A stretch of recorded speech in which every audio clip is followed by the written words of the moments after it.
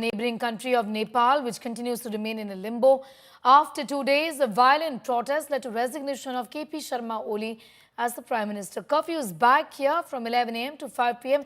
and again from 7 p.m. onwards. Streets are tense. Security is rather tight in many parts of Nepal. Gen Z protesters remain defiant.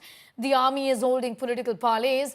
The young demonstrators are clear. They want parliament dissolved, a new cabinet under former Chief Justice Sushila Karki and a Gen Z panel to oversee governance. Army Nepal Sanstha President Sudan Gurung has threatened that the army, if there is no consensus over Sushila Karki, he will surround the Rashtrapati Bhavan. Hectic parleys are underway at residence of the president. Sources say an agreement has been reached over former Chief Justice Sushila Karki forming the interim government. Meetings will take place at Rashtrapati Bhavan in Kathmandu. Political parties are against the idea of dissolution of parliament. While the power puzzle deepens, Nepal's intellectuals have issued a sharp appeal urging the president to step in and form an interim government. They've appealed to not let the army lead the process, calling on the president to call fresh polls, which they say is the most constitutional way forward now. What is happening with the interim government formation?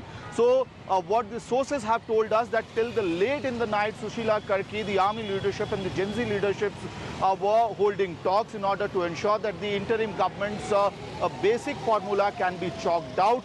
And we are given to understand that in the next 24 hours, the clarity on that particular question will be also will come out in public domain. Balen Shah, the Kathmandu mayor, is certainly playing a very important role in this entire process.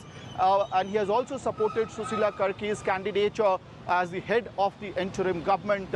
What we are given to understand that not only the entire plan to bring up the government, interim government will be clear in the next 24 hours to 48 hours, but also as to how and what role the Gen Zs are going to play in the new interim government, as well as by when and in what form the fresh elections in Nepal could be conducted.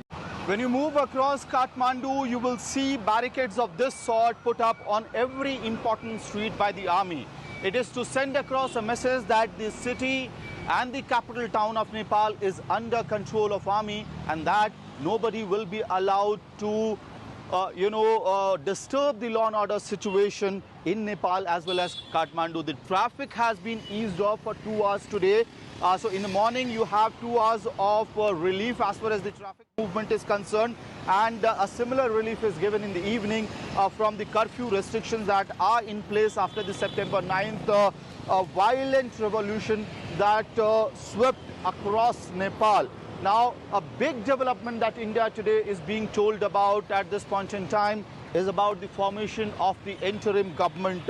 What we are given to understand that Sushila Karki could be eventually becoming the head of the interim government that will be formed in Nepal. And moreover, that talk is certainly in the final stage. We are given to understand through our sources is that it was up till late in the night when Gen Z representation as well as the army leadership held talks, and you would also see the army deployment all across Nepal and Kathmandu right now. The movement of army personnel is being done at different streets, important institutions of Nepal to ensure that law and order situation is maintained.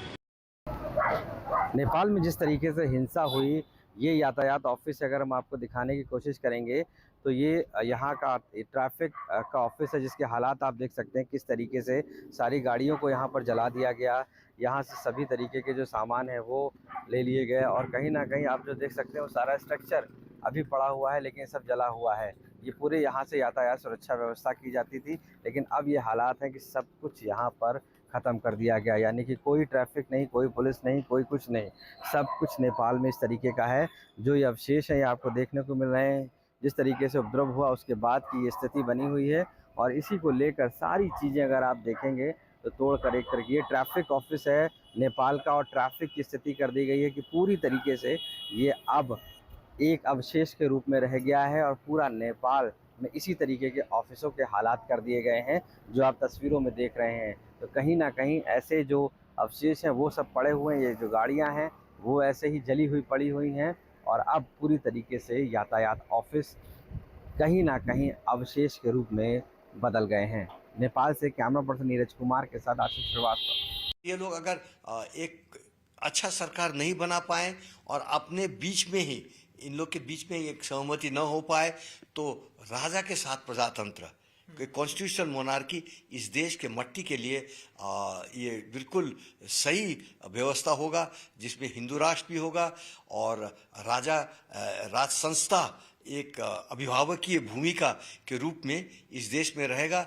ये परिस्थिति आएगा तो देश के लिए बेहतर होगा जैसे हमको लगता है। सम्मान जुन प्रकारको हिंसा आगजनी तोडफोड भयो, त्यसबाट जस प्रकारको मानवीय एवं भौतिक क्षति भयो त्यो सुन्दा हामीलाई अत्यन्तै दुःख लाग्यो। नागरिक स्वतन्त्रता भन्दा ठुलो तन्त्रवाद हुँदैन। वास्तविक प्रजातन्त्र त्यहाँ हुन्छ जहाँ राम्रो नराम्रो जनगुनासो वा गुणगान सुन्ने परम्परा र संस्कार हुन्छ।